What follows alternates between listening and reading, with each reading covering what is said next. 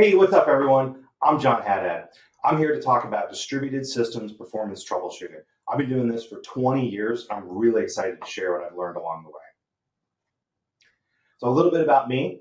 I am a committer and on the PMC for the Apache Cassandra project. I've been working with it for about 10 years now. It's a huge distributed database. Formerly, I used to work with Apple, and I also worked at Netflix, working on their Cassandra fleets as well. So I spent a lot of time in the world of distributed databases, and I have done performance tuning on hundreds of Cassandra clusters, both when I was consulting with a small group called The Last Pickle, and while I was at Netflix tuning the entire Cassandra fleet. So I've loved this stuff. I absolutely just love doing performance tuning. So I'm really, really excited to share what I have here with you today. So let's say it's the middle of the night, you get woken up, we've got a performance problem. It's up to you to figure out what we need to do to fix the problem, right? The first thing that we need to do not panic. Super important that we don't panic and we don't just start rushing in and tweaking things and turning knobs and hoping that we are able to solve the problem that way, because it's like throwing darts at the wall. You just can't do it that way, right? It's really, really important that we don't just assign blame to things. We don't turn around and say, oh, it's definitely the database, even though a lot of the times it is. It's okay. Sometimes it's the database. But we need to make sure that we're taking a look at the right system and we're blaming the right thing and we're not just rushing to blame something, right? So what we need is a methodology. It's really, really important that we keep calm and we keep focused and we look at the system as a whole and we understand exactly what's going on, right? The best way to do that is to rethink your assumptions. When people say, hey, this is what's happening, it's a really good idea to take a moment and ask yourself, is that really what's happening, right? We need to ask the right questions. Because when people say things like, it's slow, well, we need to ask ourselves, well, what's actually slow? What does that mean? How slow is it? How slow is our database right now? And what is it normally? Did we go from 6 milliseconds of P99 to 7 milliseconds? Because it's technically slower, but is it something that anyone can perceive? And when someone says it's slow and they give you a number like 10 milliseconds, 50 milliseconds, what does that even mean? Are they talking about the average latency? Or are they talking about P99 or the maximum? Maybe they saw one request that was really slow. So you need to get a little bit more context. You need to figure out what they're talking about. You also need to ask, did anything else in the environment change? Because usually things don't just slow down on their own. Typically there's another event that happened that correlates to this, right? Maybe in the world of the databases, maybe throughput changed. Maybe all of a sudden you've gone from 1 million requests a second to 2 million requests a second. It's kind of justifiable that your latency might change if you've had an increase like that was unexpected. And lastly, we need to ask ourselves, is it all the machines or is it just one machine? Are we dealing with a subset of machines that are having a performance problem, or one data center or one rack or one availability zone? These are all really, really important questions, right? And we have to ask ourselves all of them. So the first thing that we're going to do when we're faced with a crisis like this is we're going to try and narrow it down. It's really, really important. And with huge distributed systems, this can be pretty difficult. If you don't have the right tools in place, you'll never get a good answer, right? So we need to think about the bigger picture. If we have a system like Netflix or Apple or Amazon, where there's huge, huge systems, lots of microservices, it can be really easy to blame one system for the problem. But it turns out that the situation is a little bit more complex, right? We might have multiple downstream systems that are all experiencing a problem that eventually it bubbles up and now it causes something with my application, right? So the thing that we need is really, really good observability. Observability is the most important thing that we can have. We need to be able to introspect our systems and understand what's going on. And so taking a look at kind of the high level, what we want to do is think about distributed tracing. If you have a system that involves lots of different microservices, distributed tracing can be a huge help. In 2010, Google released a paper outlining and describing a internal system that they have called Dapper. What Dapper does is it allows you to trace a request throughout a whole bunch of microservices, right? It does this by sampling, which means it doesn't have a ton of overhead. That's really, really fast. And you can get a great understanding of what happens during the lifetime of a request aggregated over billions of requests. There's a ton of useful information in here. So when we start taking a look at these Dapper traces, or in this case, this is Zipkin, this is an open source implementation of Dapper. When we take a look at this, we can actually pinpoint which services are responsible for the slowdown that someone is experiencing. There are other alternate implementations of this. There's OpenTelemetry, there's Jaeger, and I believe commercially there's a project called Honeycomb, which all kind of offer these same ideas. Let's get a lot of introspection.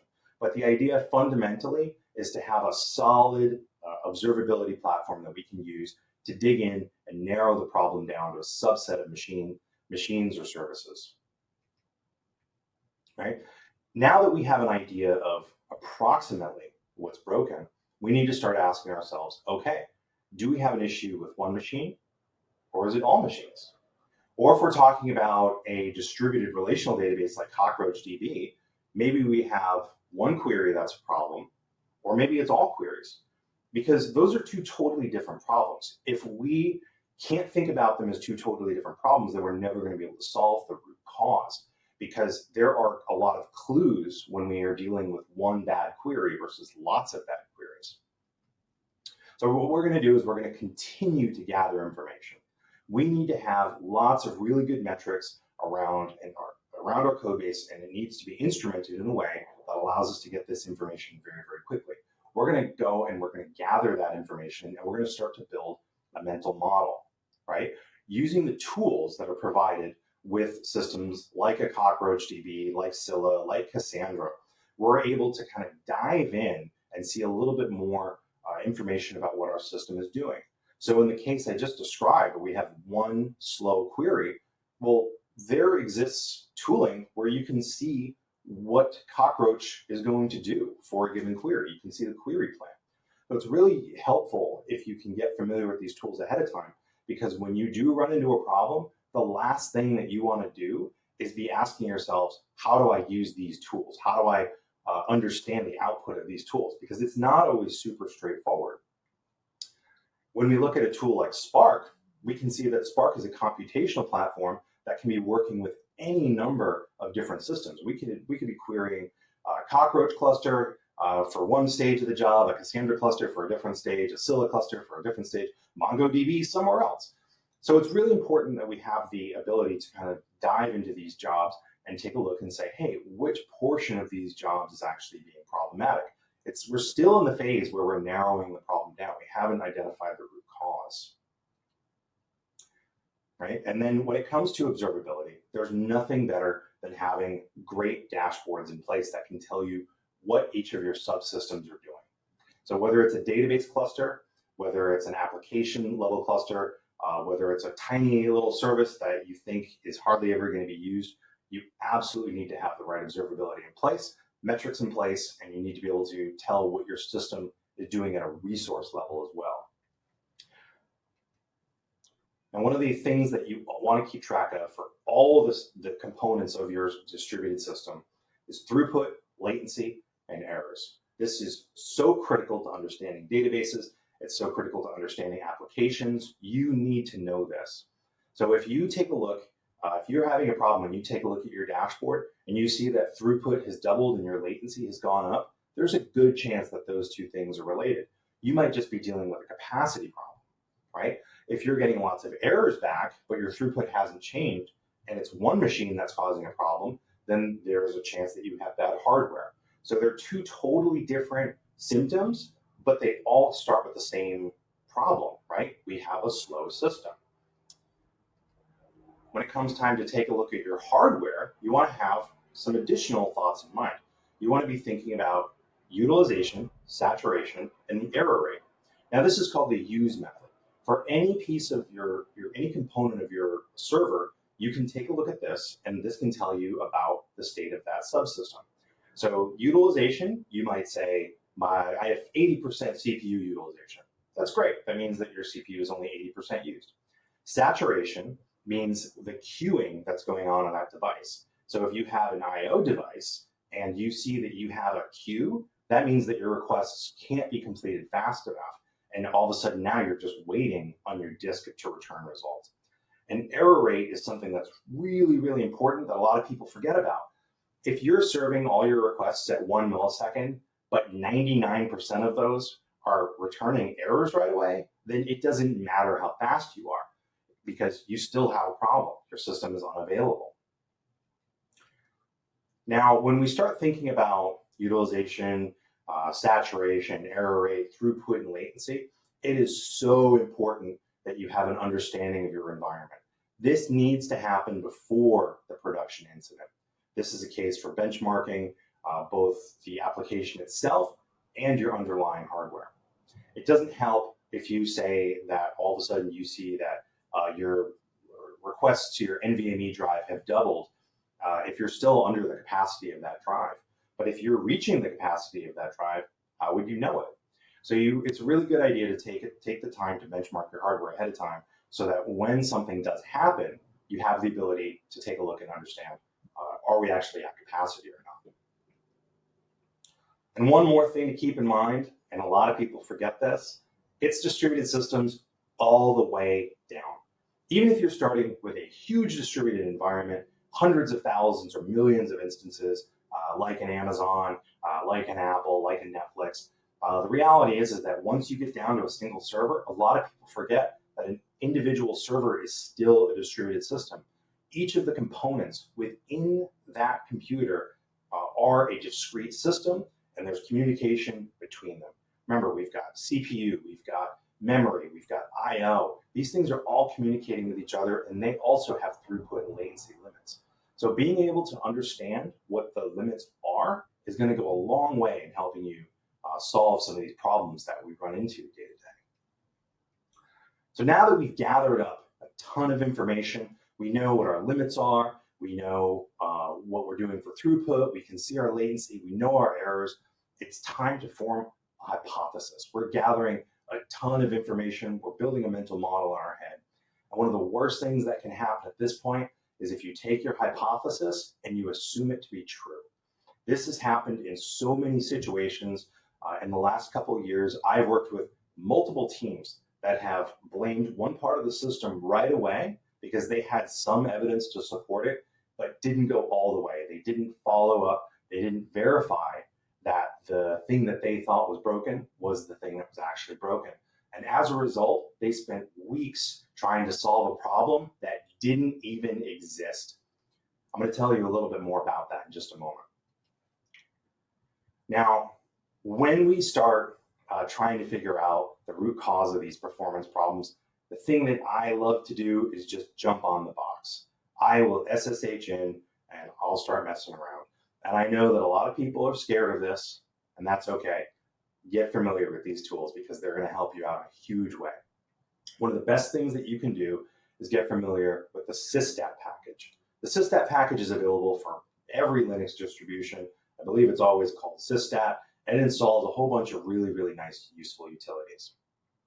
For example, IOstat is incredibly helpful for understanding what's going on in each of your I/O devices. You can see what the throughput is. You can see how many reads a second, how many writes a second. You can see how much CPU time is actually being spent waiting on I/O. This information is absolutely critical when you're dealing with performance problems because a lot of the time people will just blame one component.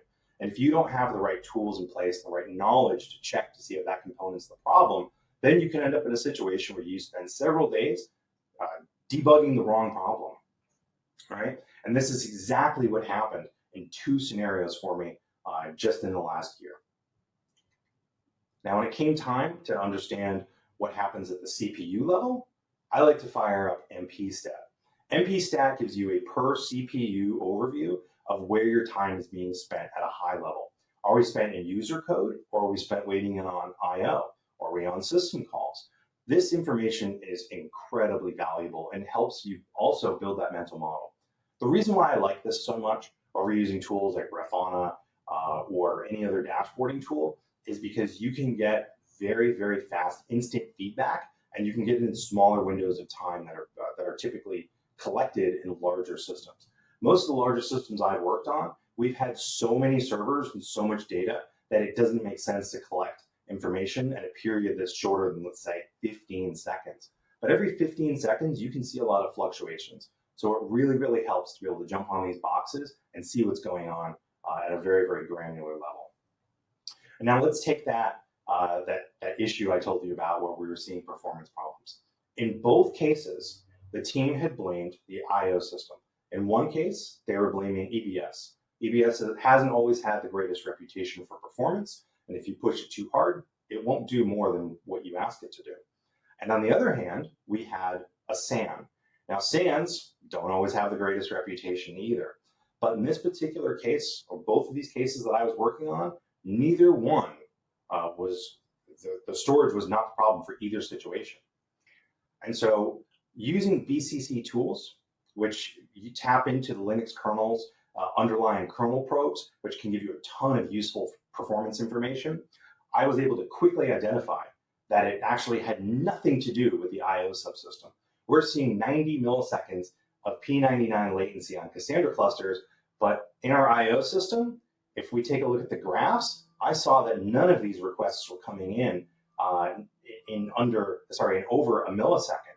And so I was able to rule out EBS and the SAN in both cases as the root cause of the performance. And then, of course, it helps to understand our cache. So not only was I seeing very few requests that were actually taking any amount of time at all, but I could tell through cache stat that our cache was over 99% effective. So for all the requests that were being served out of the database, almost every single time, it got served out of cache. And for the few times that it wasn't served out of cache, that request is being served in 1 millisecond.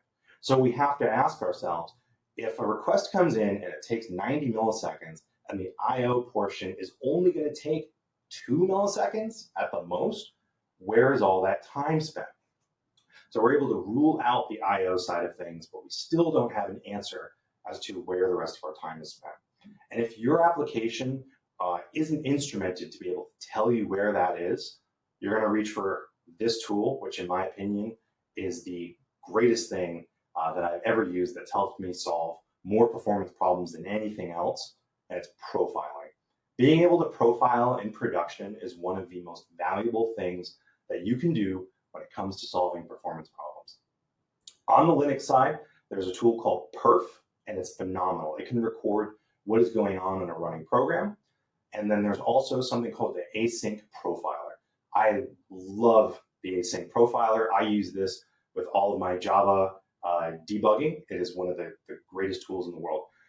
Both of these tools allow you to profile CPU usage, memory allocations.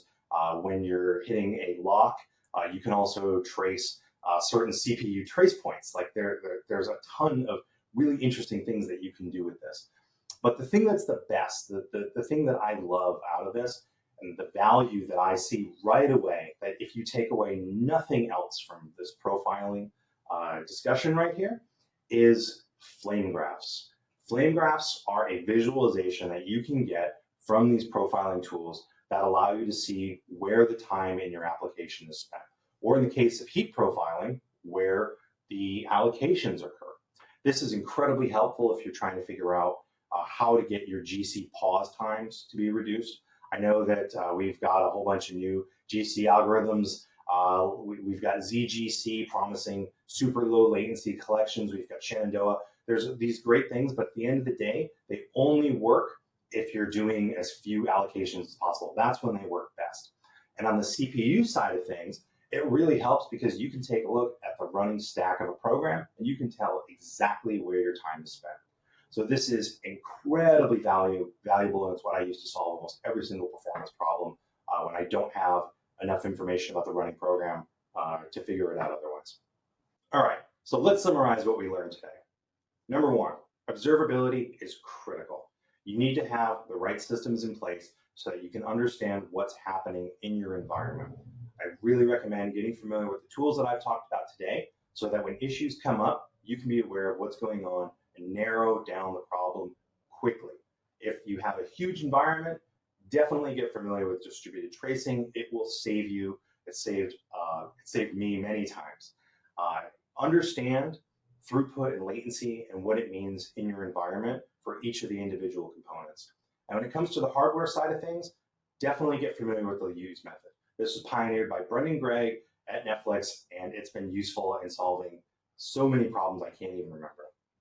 And lastly, if you are looking at a system and you do not understand what's going on, do not be afraid of profiling. It's cheap, it's easy to do, and it can absolutely save you and expose lots of little weird quirky behaviors that you might not otherwise be aware of. So thank you very much for listening to me today. I really enjoy this. I love sharing the things that I've learned. Definitely feel free to reach out if you have any questions or if you're interested in learning more about this topic. I'm happy to talk about it. I absolutely love this subject. So like I said, please reach out and enjoy the rest of the conference. All right, thank you.